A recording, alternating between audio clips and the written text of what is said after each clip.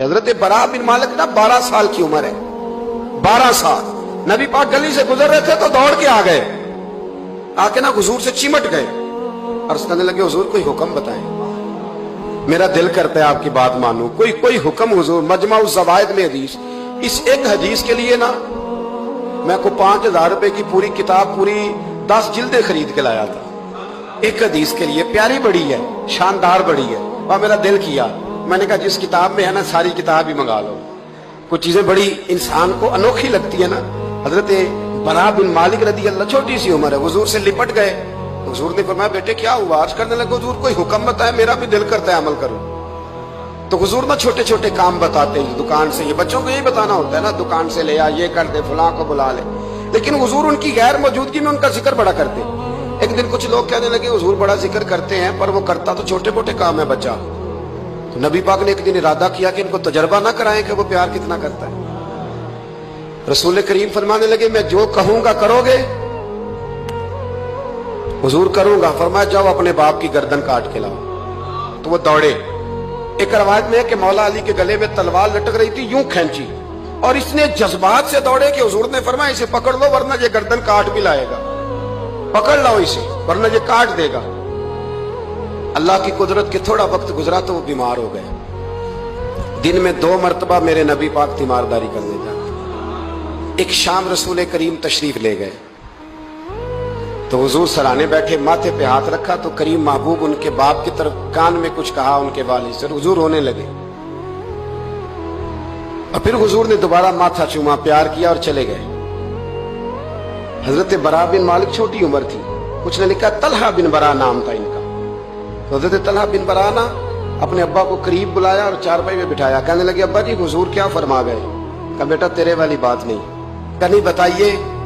کہا نبی کریم علیہ السلام نے فرمایا کہ شام کو نا میرے طلحہ کا انتقال ہو جائے گا، اور جب اس کی روح پرواز کر جائے تو مجھے خبر کرنا، میں آ کے جنازہ پڑھاؤں۔ ٹھنڈ بڑی تھی، مدینے میں ٹھنڈ بڑی تھی۔ حضرت طلحہ نے نا اپنے باپ کا ہاتھ پکڑا اور اپنے سینے پہ رکھا، کہنے لگے ابا حضور تو جو فرما گئے پر میری وصیت یاد رکھنا، نبی پاک کے دین کا قانون یہ ہے کہ جب کوئی انتقال کر دے تو جلدی دفن کرو، اس طرح کرنا رات کا وقت ہوگا، جب میرا انتقال ہوگا تو فوراً غسل دے کے نا دفن کر دینا، نبی پاک کو خبر نہ کرنا، نہ بتانا۔ عمر دیکھو اور بات دیکھو۔ کہا حضور کو کیوں نہیں بتانا؟ حضور خود فرما کے گئے ہیں۔ تو کہنے لگے رات کا وقت ہوگا تو جن گلیوں سے حضور نے گزر کے آنا ہے نا وہ یہودیوں کے محلے ہیں، ایسا نہ ہو کہ میرے جنازے کی وجہ سے کوئی یہودی میرے نبی کو تکلیف دے دے، میرے جنازے کی وجہ سے، جنازے کی وجہ۔ یہاں کہتے ہیں حضرت صاحب مجھے بڑا پیار ہے آپ سے پر میرے گھر ضرور پہنچے، جیسے مرے یا جیے وہاں شام کو آپ کو پہنچنا پڑے گا۔ میرے رسول کریم علیہ السلام کے غلاموں نے دیکھو انداز محبت کیا بیان فرمایا، کہا نبی پاک کو تکلیف نہ ہو میری وجہ سے، میرا جنازہ خود ہی پڑھ کے مجھے دفن کر دینا۔ ان کا انتقال ہو گیا، رات کو دفن کر دیا، صبح حضور تشریف لائے، وہ محبوب جنہیں اللہ نے غیب کے خزانوں کی کنجیاں عطا فرمائی۔ فرمایا بتایا کیوں نہیں؟ مجھے بتاتے میں خود جنازہ پڑھتا، میں خود نہ قبر میری تے میرے اپیرا جے کر پاوے پھیرا، قبر دے اندروں ہڈیاں اٹھ کے مجرا کر سن تیرا۔